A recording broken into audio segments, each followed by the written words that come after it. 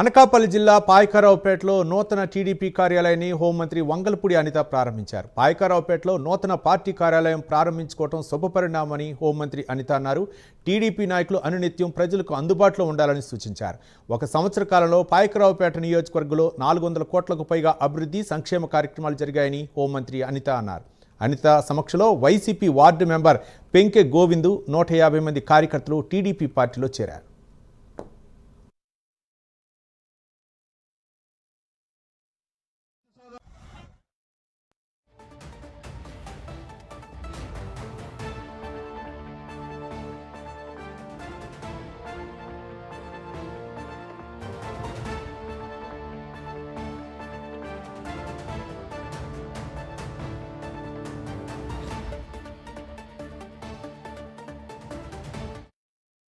రాష్ట్రంలోని రైతులందరికీ కూడా ఏరువాక పౌర్ణమి శుభాకాంక్షలు తెలియజేసుకుంటూ ప్రతి ఏరువాక కూడా జ్యేష్ఠ మాసంలో వచ్చే పౌర్ణమి రోజు ప్రతి వ్యవసాయదారుడు కూడా ఆ భూమికి పూజ చేసి ఎద్దులకి పూజ చేసి ఈ రోజు నుంచి వ్యవసాయ పనులు స్టార్ట్ చేయటం అనేది సాంప్రదాయంగా వస్తున్న ఆచారం.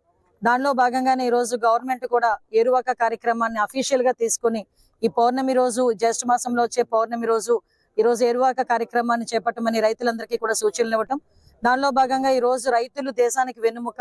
ఎంత టెక్నాలజీ పెరుగుతున్నా కూడా టెక్నాలజీని బేస్ చేసుకొని రైతులు కూడా వ్యవసాయంలోని ఈల్డ్ పెంచుకోవటానికి దానికి అనుగుణంగా ఈ రోజు వ్యవసాయ ఆధునికరణ పరికరాలు కూడా ఈ రోజు రైతులకి సరఫరా చేసే పరిస్థితి కూడా కనిపిస్తా ఉంది.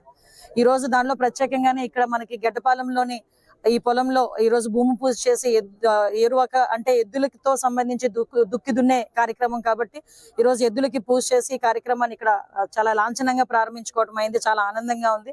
రైతుల కష్టం తెలిసిన వ్యక్తిగా చాలా మంది రైతులందరూ కూడా ఈ రోజు ఇక్కడికి వచ్చి వాళ్ళ తాలూకా ఆనందాన్ని కూడా వ్యక్తం చేసిన సందర్భంలో నేను కూడా మీతో పాల్పంచుకోవాలి.